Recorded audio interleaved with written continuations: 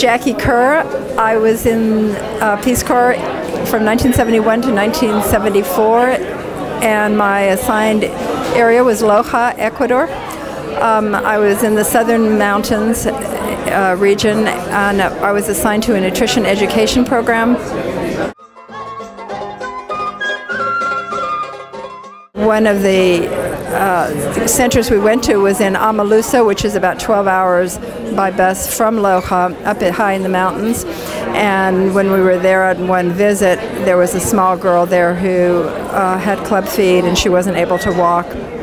And we were able to arrange for her and her mother to go to Quito to have surgery, where she would be able to walk again. And I just remember having her mother in a little small apartment overlooking the Guapolo Valley, and she looked up at the airplanes, and she said she'd never seen a plane before, and I said, well, is it scary to you? And she said, no, because I heard that they wouldn't hurt you. So we just had a wonderful experience with her mother and the little girl, and who was eventually able to walk. Go ahead. Okay, my name's Cliff Lopez. I served from 71 to 73 in Guayaquil, Ecuador.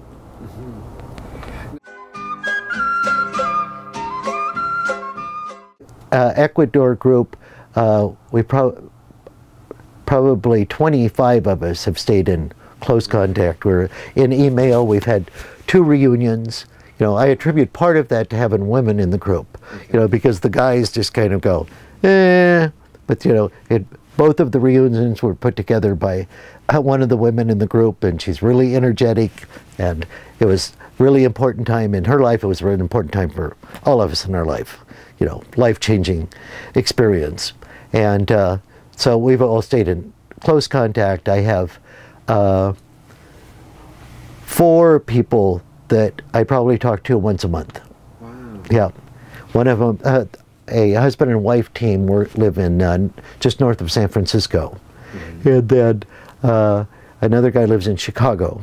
Mm-hmm. And so those 3, and we talk, and the other one lives in Washington State. Mm-hmm. And I just returned to Ecuador last July. And I went back to the shrimp farm to show the girls, because they've heard stories, millions of stories about it. And so some of the people were still around there that I knew, and they're still operating the equipment. How satisfying. And how many years has this been then? 30. Wow. 35. A success story. That's wow. Yeah, yeah. So that was great. Wow. It was really disappointing and disheartening, though, to return. Go ahead. You know, all my memories are of it as it was. Mm-hmm. You know, quaint Indians, villages, you know, and stuff. But Guayaquil was 700,000 people when I lived there. Before, there's 3.5 million people now. Wow. Wow. Wow. The village where I had the rice co-op was, I mean, there were probably 500 people there, and there's probably 10,000. Now, I couldn't even orient myself where everything was. Quito is, you know, used to drive for an hour or something to get to the monument for the equator, the middle of the earth, mitad del mundo, and now the city goes all the way up to it, and there's a city. My name is Chris Kraft. I served in Ecuador from 1973 to 1976. I was the volunteer program manager for the rural infrastructure program there. I was a country architect and had a lot of fun. But any anecdotes, I went all over the country helping other volunteers build their schools and bridges and clinics and whatever, helping them do their estimates and getting their materials together, and in any technical support they needed. Sometimes they go out there and show them how to mix concrete and whatnot. But although, I mean, the locals, let's not disparage their input. They knew a lot too, of course, and I learned a lot from them.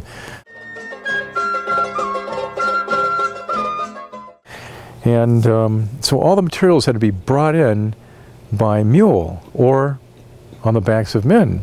And that's what they wanted. That's what these people were used to. But it got to the point where we were building this school and we needed the 8-turnite cement roofing and glass, and I just could not get that in by mules.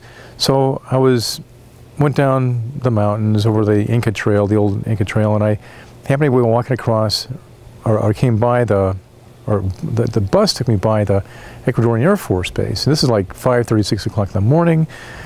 I had not had a bath in 2 or 3 weeks or whatever. I went to the gate and I said, you know, I'm a Peace Corps volunteer and I need a helicopter. 15 minutes later, I was talking to the comandante of the coastal region, and pardon me, I don't recall his name offhand, but he gave me breakfast. He took me into the hangar and said, which helicopter do I need? And I said, oh, I think I need the big one over there. Anyway, cut to the short here, we flew into Ecuador, pardon me, into Moyatoro, and as we were coming in on our first approach with all this glass and roofing, you know, I was just wondering what these people thought. A lot of them had never seen a car before, much less a chopper come into this little town. And I thought, of course, we could land in the square, but that was much too small, so we had to land on a field. But anyway, as we were making our final approach, I was thinking, wow, what do these people think about Peace Corps, you know? All we're doing for them.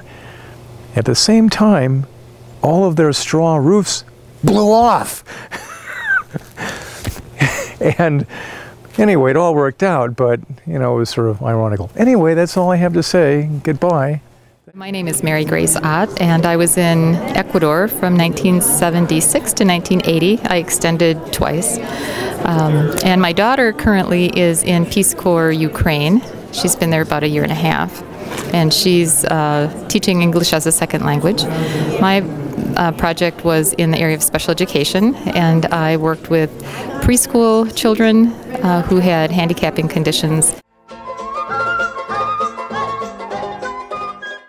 And one of the things I remember most about my visits with families was going into a home where they had she was 2 years old, little girl with Down syndrome, was up in the bedroom completely kind of isolated because she had the chicken pox.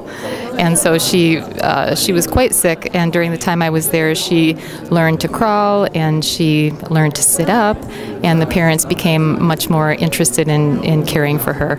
And so that was kind of a success story for me. I'm Denise Harris Troy. I was a Peace Corps volunteer 76, 77, 78 in Ecuador. I was also training staff there. When I was 12 years old, I saw a poster about Peace Corps, and I asked my mother what it was, and she explained it to me. And at that moment, I decided I wanted to be a Peace Corps volunteer. And so everything I did subsequently was in preparation for that. I volunteered, did all sorts of things. I just, whatever I thought would help me have a better chance to become a volunteer and then be a good volunteer.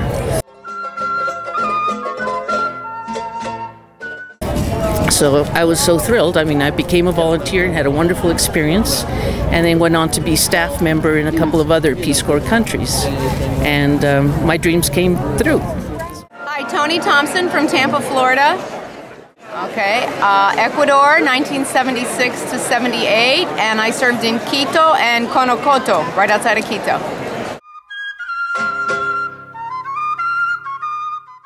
Hi, I've kept in touch with my host family for 35 years, and this weekend I had lunch with my host country's son, who is studying medicine at Harvard University from Ecuador, and his wife. 35 years of memories and contacts. Okay, Brian Kelly. I was a volunteer in Ecuador, in the city of Guayaquil. I was in the Polytech program, where I was an electrical engineering instructor at the Polytech University in Guayaquil. What I think sticks in my mind the most is, from time to time, it wasn't something that occurred a lot, but every now and then in a culture that seemed to place a very high value on things like natural resources such as oil, every now and then a light bulb would go off in someone's head and you'd realize they recognized the potential of the human resource. And I think those were the moments where I felt the greatest deal of success. Hi, my name is Shirley Halliday, and I was a Peace Corps volunteer twice. The first time in Malaysia from 78 to 80. I returned to the Peace Corps as a nurse in 1987, and I went to Ecuador. I lived in on the west side of the Andes Mountains in a little village named Biloban, and did health education projects there from 87 to 89.